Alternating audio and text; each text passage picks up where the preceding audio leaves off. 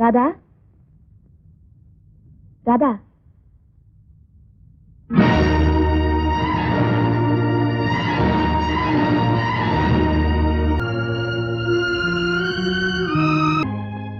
நீ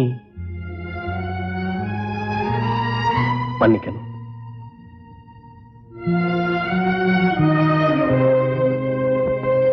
நீங்க வழி தவறி வந்துட்டீங்கன்னு நினைக்கிறேன்.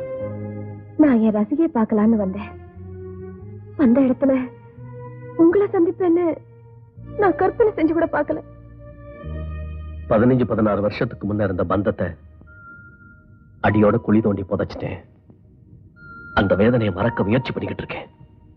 இந்த சமயத்துல நீங்க இங்க வந்து நீங்கன்னு கூப்பிட்டு எனக்கு மரியாதை கொடுத்து என்ன அவமானப்படுத்தாதீங்க. நீங்க பெரிய நடிகை, உயர்ந்த அந்தஸ்துல இருக்கிறவங்க, அதுக்கு மரியாதை கொடுக்குறேன். உட்காருங்க.